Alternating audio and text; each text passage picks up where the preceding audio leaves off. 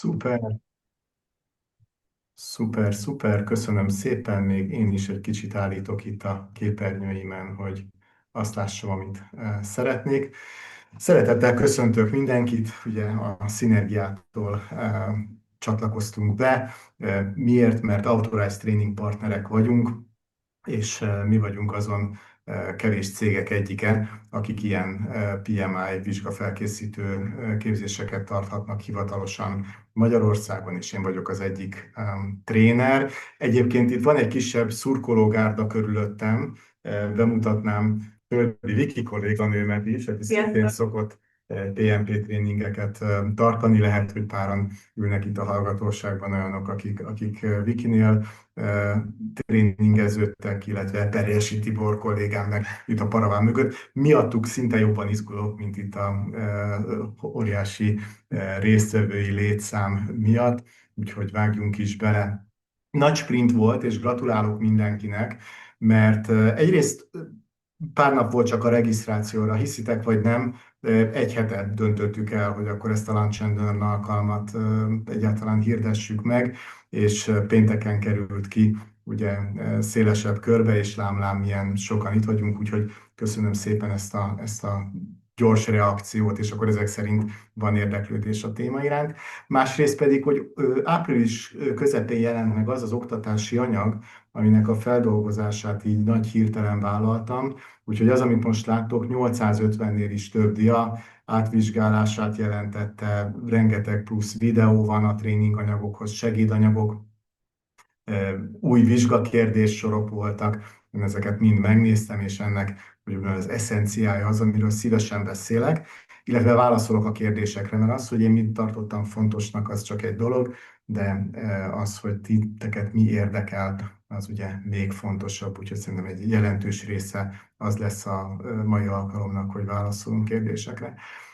Pár szó a szinergiáról. Valószínűleg a PMI vizsgafelkészítők miatt ismertek minket, hiszen 2004 óta folyamatosan tartunk PMP és egyéb ilyen PMI-os oktatásokat, de ezen kívül projekttámogatást, projektmenedzsment támogatást és PMO szervezettámogatást is csinálunk, digitális megoldásaink is vannak, nem csak projektben, interim menedzsmenttel is foglalkozunk, tehát egy csomó mindenről eszetekbe juthatunk még. Úgyhogy itt egy kis rövid áttekintés a szolgáltatásainkról, illetve a partnerségeinkről, mert a 2004 óta lévő PMI-os tagságon kívül szoros együttműködésben vagyunk a Noden AI nevű céggel, egy partner céggel, aki AI megoldásokat szolgáltat itt a Szinergia részben tulajdonosa és tulajdonostársa a Nodinnek, illetve nem csak projektmenedzsmentben, hanem folyamatmenedzsmentben, Lean-ben is tartunk hivatalos vizsgafelkészítő képzéseket, és lehet nálunk vizsgázni, ez az International Independent Board for Lean Certification, IBLC egy másik ilyen partnerség, amiről lehet, hogy nem mi jutottunk volna eszetekbe, de ilyen partnerségeink is vannak.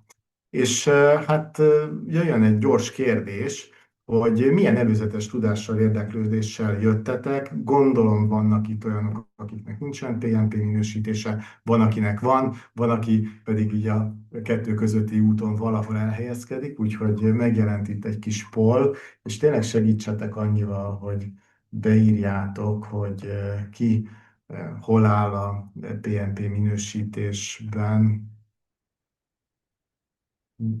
Nyilván a általános érdeklődéssel jöttem, az egy jó válasz, hogyha még nincs PMP minősítés. Azon kívül szerintem vannak páran, akik már kacérkodtak vele, már akartak is jelentkezni, és aztán pedig arcon ütötte őket, hogy hoppá, lesz itt júliusban egy változás. No, nem tudom, hogy áll a poll, illetve Péter, meg tudod-e jeleníteni az eredményét a Igen, én szavazásnak? még várnék egy-két percet. Várjunk egy két Jelen percet. pillanatban 73-an Jó, szavaztak, úgyhogy még azt gondolom, akkor egy még 20 vagy. másodpercet várunk, és akkor Nagyon utána jó. közé tesszük. Oké, közben, hogyha valakinek van kérdése, akkor nyilván azt a chatben is fölteheti. Benjamin beköszönt, hogy hi. Igen, egy kicsit ilyen hunglisül fogunk beszélni, mert az persze nem változott, hogy továbbra is a vizsga maga az angol nyelven érhető el, illetve a PMBOK-nak még nincs meg a magyar nyelvű fordítása, úgyhogy igazából, ha valaki vizsgára adja a fejét, akkor nagyon jól kell beszélnie valamilyen világnyelvet, lehetőleg az angol, de egyébként nyilván némettől kezdve sok más nyelven is elérhető a vizsga. Van, aki kacérkodik, a, Jó. Elvileg most már láthatók az eredmények is. Jó. Balázs, látjátok az eredményeket? ők lelnek, akik elvégezték a PMP vizsgafelkészítőt, de még nem vizsgáztak. Ők szerintem most a legnagyobb izgalommal nézik az előadást, és akkor sokan pedig a változások miatt jöttek, érdekli őket a változás. Na, szuper, hát akkor vágjunk is bele. Szerintem az egyik legfontosabb kérdés az, hogy annak a 8%-nak, aki válaszolt, hogy le tudom-e tenni akkor a PMP vizsgát 2026. július után, július 9 után, hogyha a PMBOK 7-esből tanultam. Ugye? Szerintem a 8%-ot ez izgatja a leginkább. És hát a rövid válaszom az, hogy igen. Jó? Tehát, hogyha valaki erre volt kíváncsi, akkor nyugodtan folytathatja az ebédjét, és akkor ő már a legfontosabb választ megkapta. De úgymond nézzünk egy kicsit a motorháztető alá, és nézzük meg a részleteket, mert azért a válasz az egy egyértelmű igen, de vannak szürke árnyalatok, hogy úgy mondjam. Először is tegyünk rendet a fejekben, hogy akkor most mi változik, és mikor változott, mert jött ez a PMBOK 8-as, ez már ugye megjelent, tehát ez már jelenlegi kiadás, ha valaki most PMI tagsága tudatában fölmegy a pmi.org-ra, és a standardeket le akarja tölteni, akkor ez az a verzió, amit le tud tölteni. És ez ugye 2025, ha jól emlékszem, akkor ilyen szeptember környékén jelent meg. Aztán ugye hallottunk arról, hogy változik júliustól a vizsga. Itt ez a július 8-9 egy határvonal. 8-án, ha valaki vizsgázik, akkor még a jelenlegi vizsgakövetelmények szerint vizsgázik, a július 9-én vizsgázik valaki, akkor pedig már az új szerint. És közben volt egy olyan változás, ami nektek nem volt annyira nyilvánvaló, de nekünk tréning tartóknak, trénereknek meg óriási változás volt, hogy április 14-én így megkaptuk azt az óriási nagy csomagot, hogy akkor most hogyan változott meg a tréning segédlet. És tulajdonképpen ezt néztem gyorsan át, és hasonlítottam össze a jelenlegi verzióval. Jó, tehát ez három különböző időpont, három különböző dolognak a változása. És akkor romboljunk le egy-két mítoszt azért, akik elvégezték már, az a 70%, aki PMI vizsga vagy PMP vizsgával a zsebében jött, ők már tudják azt, hogy nem ugye a PM-bokból kell vizsgázni, de nem volt még egy olyan lunch and learn, vagy egy olyan alkalom, ahol így jól kibeszéltük volna, hogy mi változott meg ebben a PM-bokban. Megint csak akkor a 30%, aki még nem vizsgázott le, ugye a PM-bok, az a Project Management Body of Knowledge című dokumentum, és ugye ennek jött ki szeptemberben egy újabb kiadás, ez most a 8-as, úgyhogy ezért van egy ilyen szép nagy 8-as a PM-bok mögött. Mi az, ami megváltozott? Talán kezdeném azzal, hogy mi az, ami maradt egy kicsit. Egyrészt ez egyben egy szabvány és egy gyakorlati útmutató, ami számomra érdekes volt, és itt most rengeteg szubjektív vélemény fog jönni, ami számomra érdekes volt, hogy most élesen elkülönítették, hogy van egy szabvány része ennek a dokumentumnak, és aztán pedig van egy gyakorlati útmutató, ez az úgynevezett practice guide, vagy guide, és ez így különült el. Hogyha valaki a PMBOK 7-est töltött el, meg régebben PMBOK 6-ot, akkor volt egy időszak, amikor ugye hozzátették az Agile Practice Guide-ot magához, ahhoz a PDF dokumentumhoz, hogy akkor a kettő együtt az egy nagyon jó felkészülési alap minden projektmenedzsernek, aztán, hogyha pedig vizsgázni is megy PMP-re, akkor abból készülhet, nem csak abból, de abból is készülhet. És ugye az Hát, ha valaki emlékszik, akkor a PMBOK 6-os, meg az Agile Practice Guide az egy 950 oldalas PDF dokumentum volt. Tehát azzal nem, hogy egy asztalt ki lehet támasztani, amikor billeg, az maga a dohányzó asztal, hogyha kinyomtatom. Most azért ehhez képest ugye ez a PMBOK 8-as, ez egy sokkal kisebb, most nincs előttem fejben, de egy ilyen 400 oldalnyi dokumentum körülbelül, aminek így körülbelül az első egy harmada, negyede az maga a szabvány, és akkor a másik része az pedig ez a gyakorlati útmutató. Továbbra is ez a hibrid testre szabott megoldásokról szól, ez szerintem nem újdonság.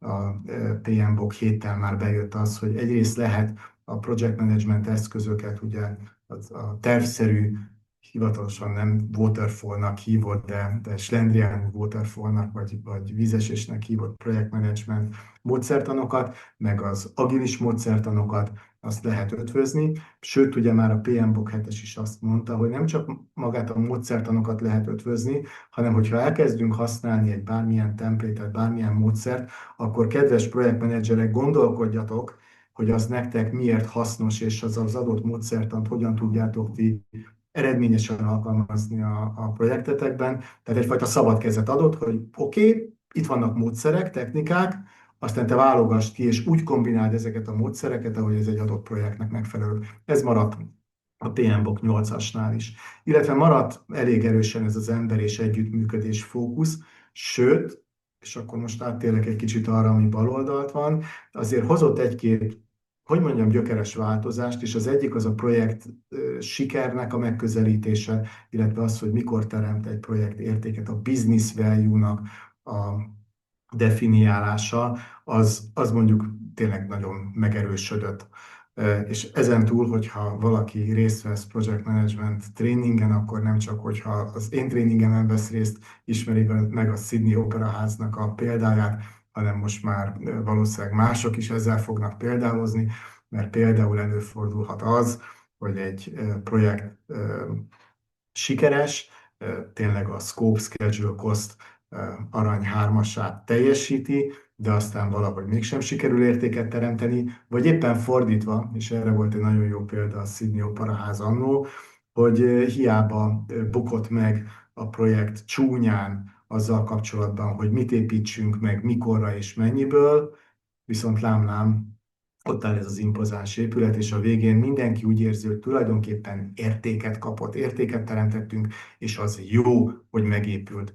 Jó, tehát van egy ilyen új érték definíció, vagy egy új projektsiker dimenzió, továbbra is fontos, hogy amivel a megbízó megbízott minket, azt megcsináljuk időben, határidőre, szuper, és akkor egy másik dimenzió, hogyha mi azt mondtuk, hogy ezáltal a cégnek fog növekedni árbevétele, csökkenni fog, költsége, vagy bármilyen ugye, KPI-t, vagy OKR-t javítani fog a projektünk, akkor az történjen meg, és az legyen egy érték, egy üzleti érték, és a végén tekintsük vissza úgy a projektekre, amikor megcsináltuk, hogy oké, ez jó volt, ez megérte. Na, ez például nagyon erősen megjelent a PMBOK 8-ban.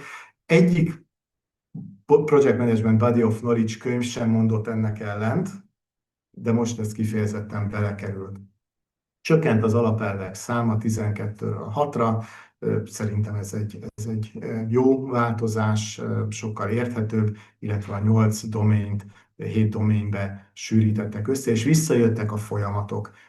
Ha valaki régi motoros, és még a PMBOK 5-ös, PMBOK 6-osból tanult, készült vizsgára, akkor emlékszik még, hogy volt 49 folyamat, aminek volt bemenete, kimenete, illetve voltak olyan technikák, amiket lehetett alkalmazni. Ez a PMBOK 7-esből kikerült, most ezek visszakerültek.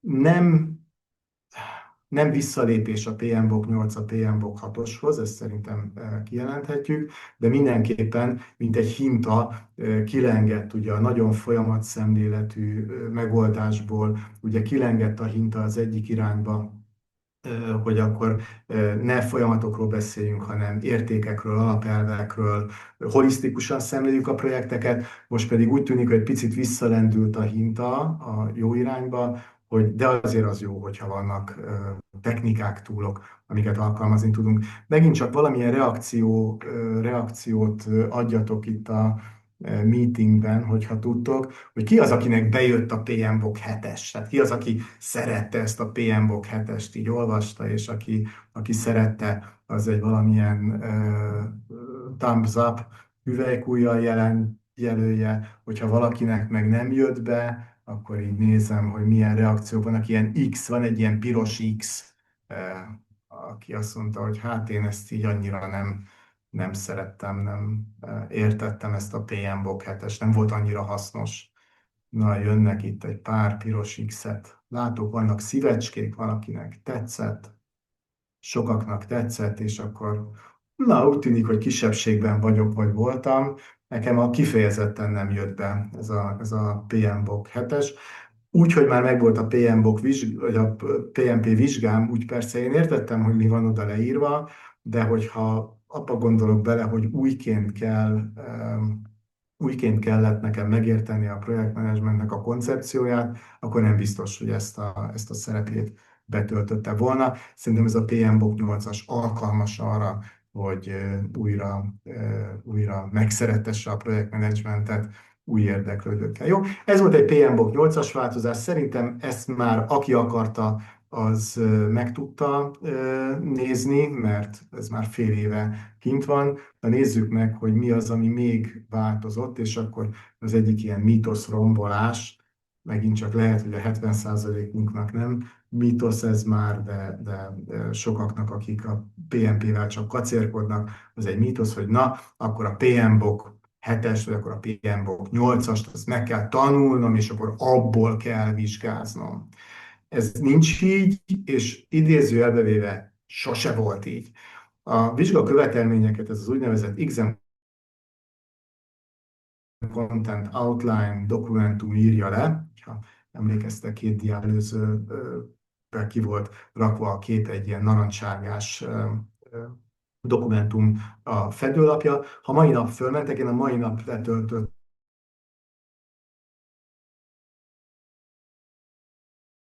ugye a FedNap miatt, még mindig ezt az úgynevezett 2021-es TCO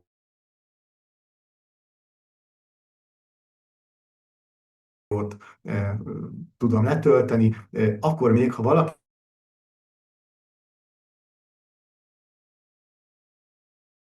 2021-ben jelent meg,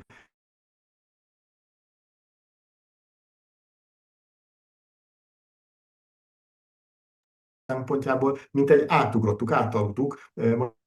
Balázs, elnézést kérek, hogy megszakítalak, de többen jelezték, és nálam is akadozik a hang. Nem tudom, hogy nálad lehet esetleg probléma az internet kapcsolattal.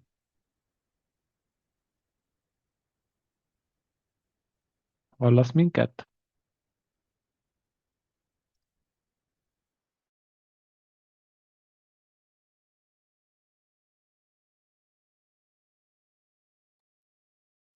Egy perc türelmet kérnénk, valószínűleg megszakadt a kapcsolat. Utolérem Balást és visszalép.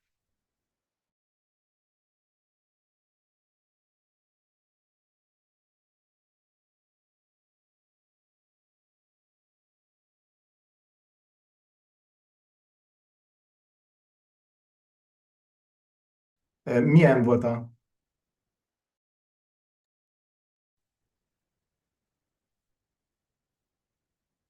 engedd a videómat?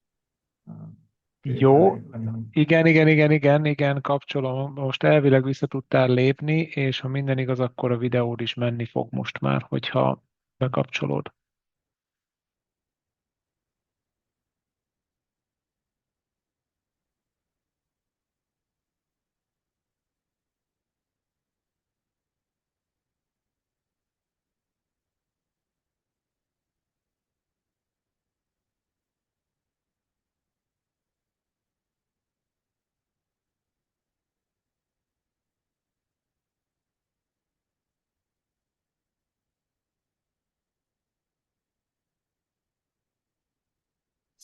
Sziasztok!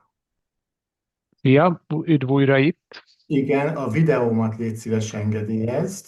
Részemről nincsen akadálya, hogy menjen a videó. Cannot start video because it's disabled by the host. Aha, oké, jó. Szerintem folytassuk, és akkor közben megoldom, jó? Jó, Most oké, működik, na köszönöm. most működik, most már működik, jó.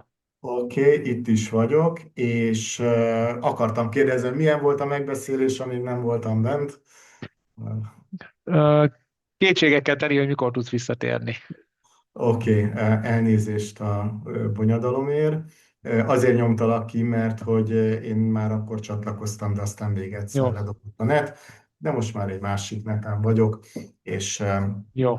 akkor az ECO-nál tartottunk, ugye Exam Content Outline, és azt is tudjuk, érezzük, hogy ugye ez három nagyobb ilyen tudásterületen nézi azt, hogy egy projektmenedzser mit tud.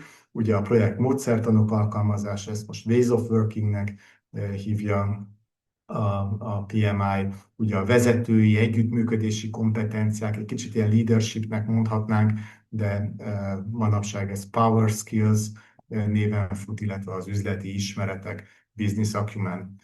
Jó, és akkor ennek most a jelenlegi mixe az az, hogy 50% ways of working, 42% power skills, 8% business acumen, ugye ebben kell a projektvezetőknek jónak lenni, és ezekben egy átfogó projektvezetői ismeretet vár el a PMP vizsga, ami az alkalmazást illeti. Jó, és ezt azért hangsúlyozom így ki, mert hogyha a PMP vizsgákat megnézzük, akkor nagyon sok az ilyen scenario-based, valamilyen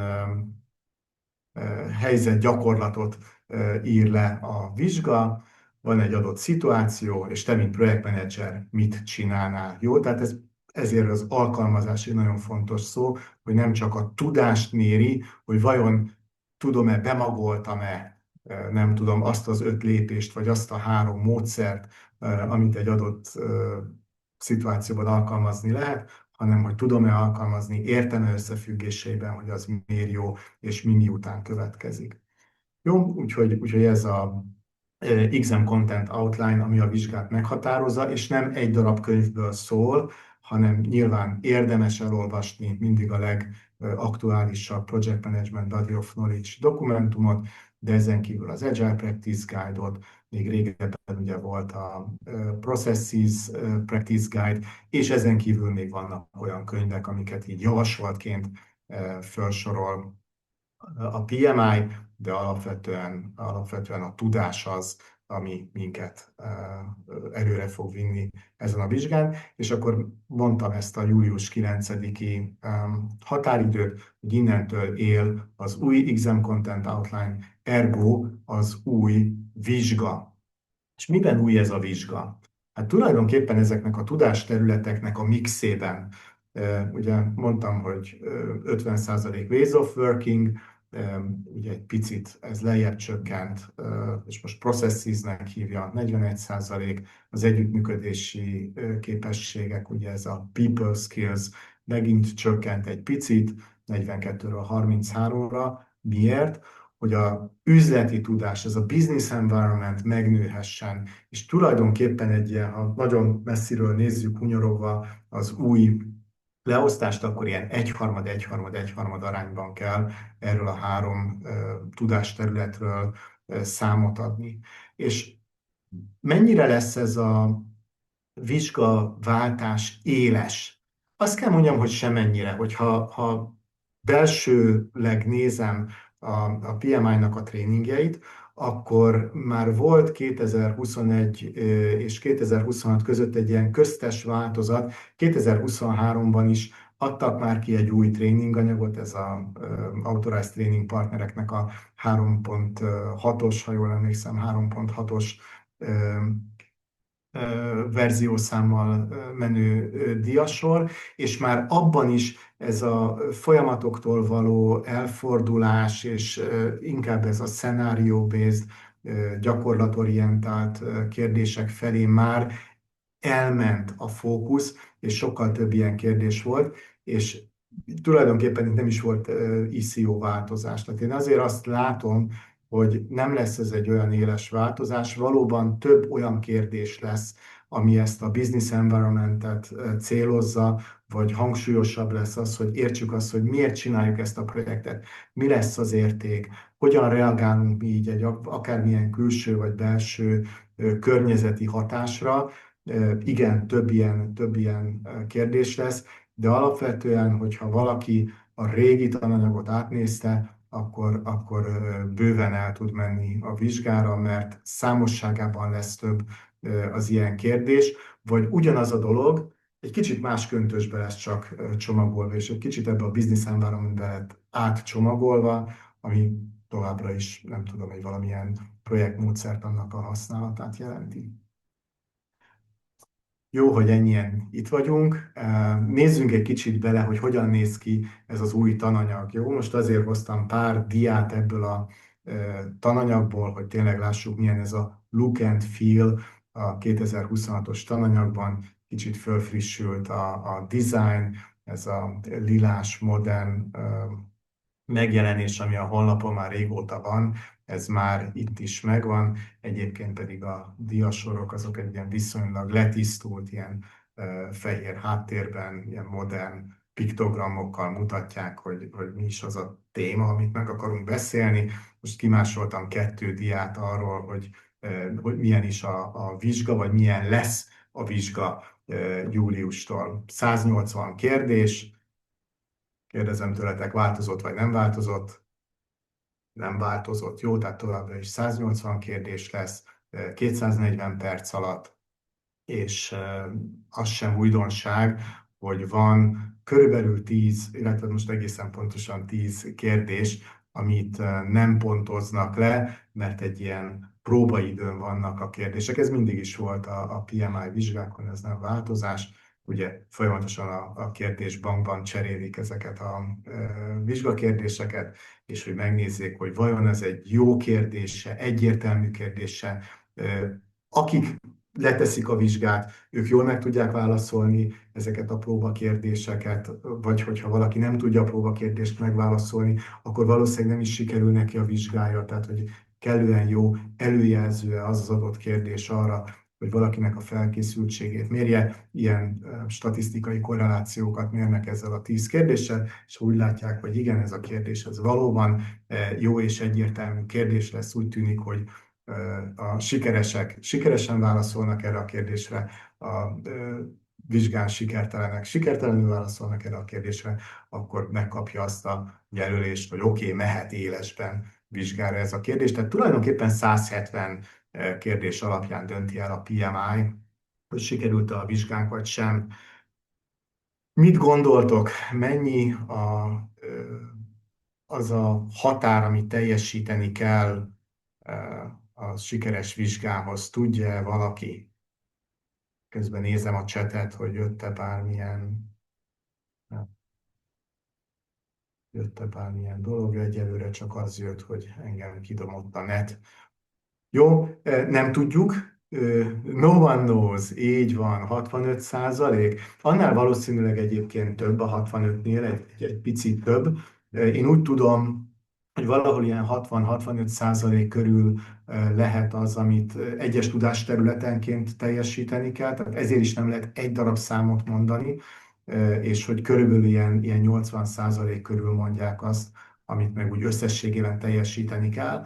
Tehát, hogyha visszanézzük, hogy akkor ebből a 180 kérdésből 10, pont ezt a 10, ami próbaidő alatt van, ezt el lehet akár rontani, még 20%-ot is el lehet rontani, tehát tulajdonképpen akár egy 30-35 rontott kérdéssel is még simán sikeres PMI vizsgát tudunk tenni. Ez azért jó hír mindenkinek, aki erre készül, tehát hogy nem kell 100%-osnak lenni a vizsgának, és akkor itt egy-két jó tanács arra, hogy hogyan is vizsgázzunk.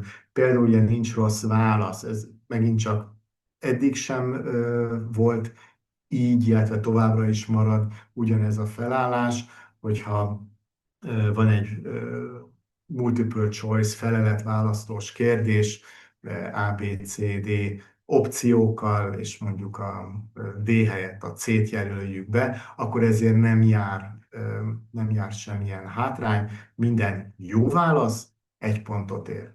Pont. Ennyi. Tehát, hogyha valaki elszöszmötölte a vizsgát, és maradt még 10 kérdés és 2 perc, akkor hogyha valamilyen véletlenszerűen beír valamit, akkor lehet, hogy kap még 2-3 pontot, mert ha más nem, akkor véletlenszerűen eltalálja a jó választ. Ez egy jó stratégia, hogyha valakinek elment az ideje, akkor mindenképpen jelöljünk be valamit. Van 2 10 perces szünet, ez sem változott. Hogyha valaki ki akar vagy kimegy szünetre, és amit addig látott kérdést, akkor arra már nem tud visszamenni. Tehát mindaddig, amíg egy ilyen sectionben benne vagyunk, addig tudunk változtatni a válaszainkon, meg tudjuk jelölni, hogy ebbe bizonytalan vagyok, erre még nézzünk vissza, de onnantól kezdve, hogy egy szünetre kimentünk, akkor az adott szekció az lezárul, úgyhogy így kell értelmezni ezeket a 10 perces szüneteket. Röviden ennyi, és most végre eljött az az alkalom, hogy hivatalos PMI-os vizsgakérdéseket, vagy hát legalábbis ahhoz nagyon hasonlóakat ki tudunk vetíteni, mert az új tananyaghoz mi is kaptunk ilyen próba vizsga kérdéseket, és most ebben úgy gondoltam, hogy ennek a kis csapatnak hozok 2-t. Ugye maguk a vizsgakérdéseknek a jellege nem nagyon változott, ugyan felsorol különböző kérdéstípusokat, és valóban ugye a gyakori multiple choice kérdésekből, ez a felületválasztós kérdésekből, hogy van általában 4 válasz, és abból egy jót kell megjelölni, a legjobbat. Ez marad a kérdéseknek a zöme, de ezen kívül hoztam egy olyan kérdést, ahol többet is meg kell jelölni, jelenleg is vannak ilyen kérdések, illetve jelenleg is vannak olyan kérdések, amikor össze kell párosítani mondjuk egy adott fogalmat és az azt definiáló leírást, vagy valamit sorrendbe kell rakni, hogy milyen sorrendben jönnek mondjuk a Tuchman-féle csoportdinamikai modellben a csapatfejlődésnek a fázisai, ez a szokásos forming, storming, norming, performing, adjourning, tehát ilyen jellegű hogy mondjam, kreatívabb kérdések is vannak. Na ezeknek a száma is egyébként egy picit megnőtt az új vizsgában, ezt vettem észre. Például látunk egy csártot, látunk egy projektbeszámolót, meg vannak rajta jelölve különböző számok, mondjuk a csárton bizonyos pontok, és akkor arról el kell dönteni, hogy akkor ebből mit olvassunk le. A projekt az most túlköltekezésben van, vagy a budget alatt vagyunk, mit mondanánk erre, akár egy leírásból, akár egy csárból következtetéseket kell tudnunk lemondani. Na de, sokat beszéltem, és akkor most hagynék nektek egy kis időt, hogyha valakit érdekel, hogy mi a helyes válasz, akkor már el tudtátok olvasni egy ilyen scenario-based kérdésnek a leírását. Ti erre mit válaszolnátok? A, B, C vagy D, hogyha valakinek van kedve, hogy nyugodtan itt a chatbe írja be.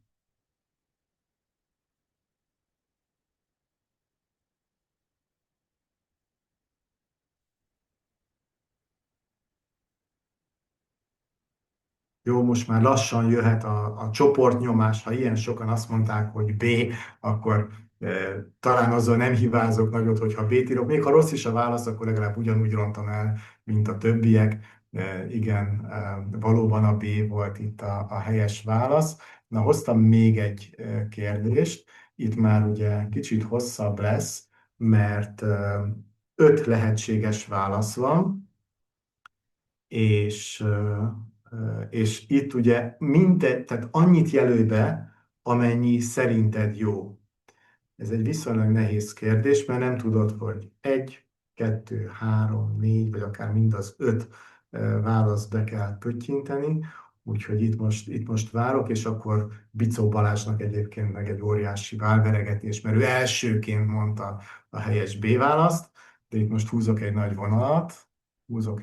vonalat, és akkor nézzük, hogyha valakinek már megvan a válasza, akkor írja be azt a 2-3 lehetséges válasz, vagy 2-3 olyan is van, ami itt egy jó megoldás lehet.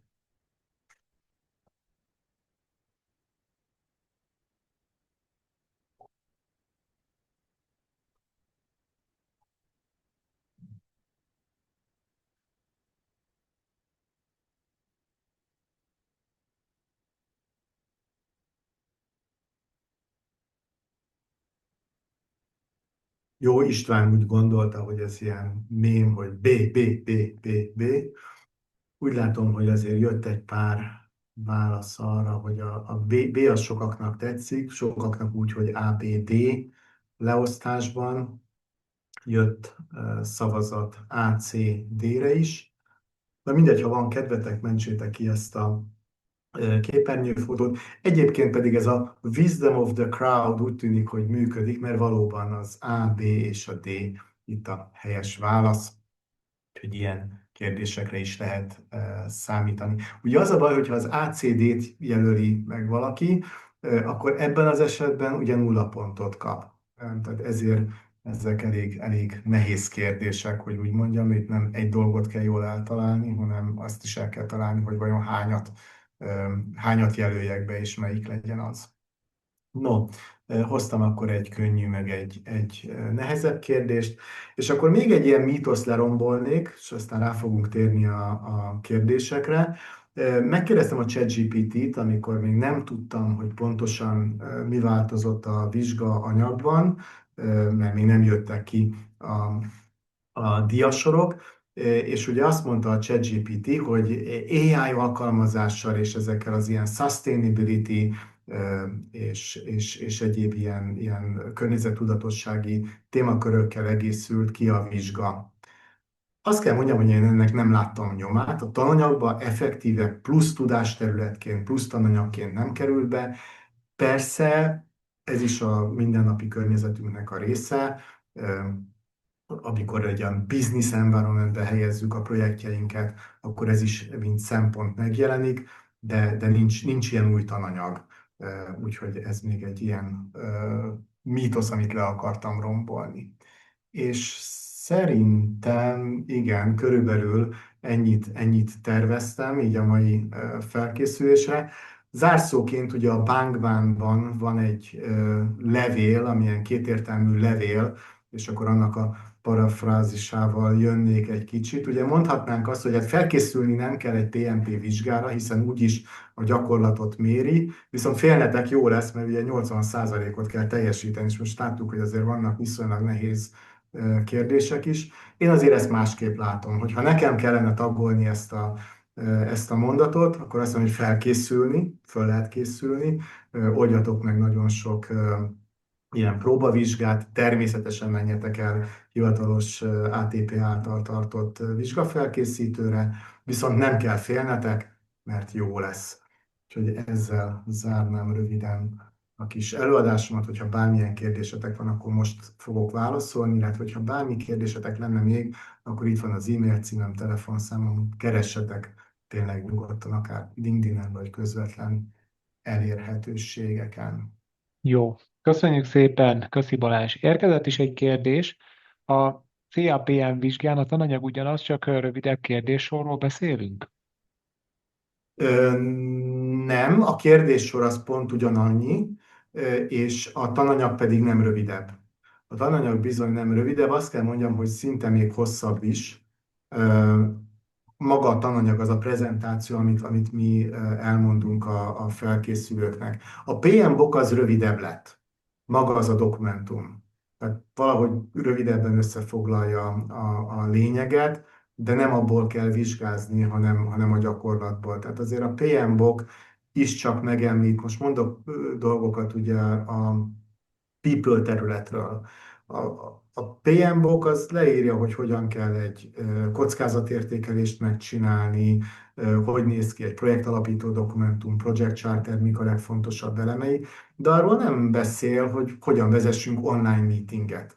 Arról nem beszél, hogy hogyan kezeljük le azt a szituációt, hogy különböző kultúrájú nemzetekből vannak résztvevők, és valaki bólogat hevesen a megbeszélésen, majd utána nem csinálja meg azt, amit én azt hittem, hogy ő elvállalta a feladatot. Ugye ilyenek nincsenek benne a PMBOK-ban, viszont a tudásanyagnak részei, és a tananyag szól kulturális különbségekről, változáskezelésről, stb. Stb.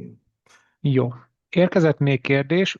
Uh-huh. Úgy látom, hogy sokat kell gyakorolni a tesztekből, és az ottani hibákat érdemes a könyvből megnézni. Milyen teszt lehetőséget ad a PMI?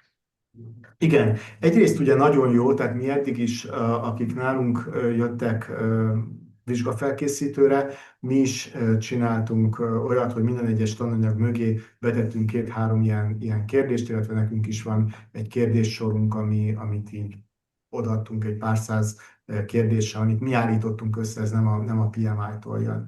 Ami a jó hír, hogy végre most már a trénerek kaptak körülbelül ilyen 100 kérdés van ebben a dokumentumban, egy 100 ilyen kérdést, amiből kettőt megmutattam. Ez most már van a tananyaghoz mellékelve, még nem a tananyagban van benne, de a trénerre van bízva, hogy ezt mikor és hogyan osztja meg, illetve van lehetőség ilyen úgynevezett Study Hall Essential és Study Hall Plus előfizetéseket venni a PMI-nál. Ezek még ilyen kb. 500-600 kérdést adnak. A Study Hall Plus, ez, ha jól emlékszem, $79 a hozzáférés, és 5 full kérdéssort lehet végigcsinálni. A Study Hall Essential az talán $49, és ugyan idézőjelbe véve csak kettő teljes kérdéssort ad, viszont több gyakorló kérdést ad. Úgyhogy ha engem kérdeztek, akkor szerintem ez a Study Hall Essential $49 egy nagyon-nagyon jó értékajánlat. Akik itt vannak, gondolom nagyon sokan PMI tagok. Ugye PMI tagként van hozzáférésünk ehhez a PMI Infinity, ilyen ChatGPT alkalmazáshoz. És ebben nagyon-nagyon jó egyébként az Infinity, hogy ad ilyen mock-up kérdéseket. Amit viszont észrevettem az Infinity-nél, CAPM vizsga csapaton, vizsgafelkészítő egyik csapatomnak generáltattam kérdéseket, legeneráltattam 30-at, tökéletes. Regeneráltattam még 30-at, egész jó. Ugye folyamatosan átnézem, és egy számolós feladatnál mondom, én azért csak utána számolok. Biztos, ami biztos. És rossz volt, és behaluszta. Úgyhogy azért az Infinity az nem 100%-os, hogy úgy mondjam, tehát egy ilyen 95-97%-osan jó, de nagyon jól lehet tényleg tömegében vizsgakérdéseket generáltatni vele, és ugye meg lehet mondani, hogy adott témakörre, tehát az, ami mondjuk nekünk nem megy, hogy egy adott témakörre generáljon kérdéseket.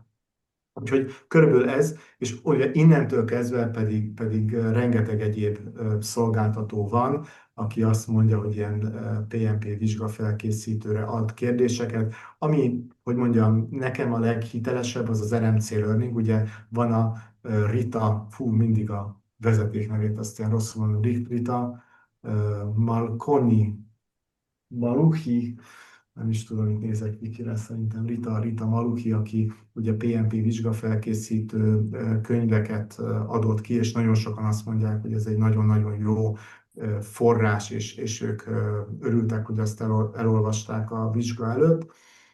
Ő még nem frissítette a könyvét. Jó, tehát ez egy nagyon fontos dolog. Engem is kérdeznek, hogy na Balázs, most akkor a Rita könyvet, azt megvegyem. Jó-e még a Rita könyv? Még nem frissült a PMBOK 8 óta, ugye a legutolsó Rita könyv az talán a 11-es kiadás, és akkor ő még a PMBOK 7-esre hivatkozik, nem tudom, jó? De a Ritának az ilyen vizsgafelkészítő platformja az RMC Learning, na ott azért egész jó kérdések vannak. Jó, köszönjük szépen. Érkezett még kérdés, mit kell tudni a GPMB-ről. Ez, ha jól gondolom, akkor a Green Project Management Basic-et akar jelenteni, és ez hogyan kapcsolódik össze a PMP-vel? Van-e bármilyen hasonlóság? Nem tudom, ezt a GPM-et még nem ismerem. Ez segíts, ez minek a rövidítése?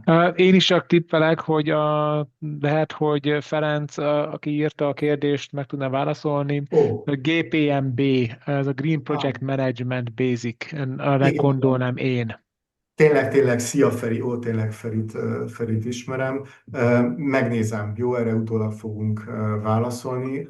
Az biztos, hogy volt, jöttek be új tanúsítások, nyilván AI tanúsítás is, jött be egy ilyen basic tanúsítás. Az új tananyaggal egyébként bejött egy egyórás videóanyag, ami például azt járja körbe, hogy jó-e nekem a PMP minősítés egyáltalán, tehát egy ilyen a tréningre, meg a vizsgára fölkészítő egyórás tananyag is van. Green Project Managementre gondolt. Jó, meg fogom nézni, szerintem az nem részese vagy sem a PMP-nek, viszont ez is, mint minden más tréning vagy extra tanúsítás, hogyha leteszi az ember a GPM-et, a Green Project Manager-t, akkor ugye PDU pontként el tudja használni, vagy el tudja számolni. Az jó. Még visszaugranék egy kérdést, jó? Valaki kérdezte ugye, hogy a tananyag többe vagy kevesebb, ugye a CAPM-re vonatkozott, ott én Igen, nem látom magát. igen, Magánál a CAPM-nél a tananyag ugyanaz, a vizsga rövidebb, sokkal egyszerűbb a vizsga, tehát addig, amíg a PMP-nél egy eléggé komplex ilyen be kell helyezkedni abba a szituációba. Most is láttátok, hogy ilyen-olyan projektet vezetek, ez már megtörtént, most itt vagyunk, ez a szituáció, mit csinálok? Azért a CAPM-nél sokkal egyszerűbbek a kérdések, tényleg több az ilyen lexikális tudást mérő kérdés, azt vettem észre.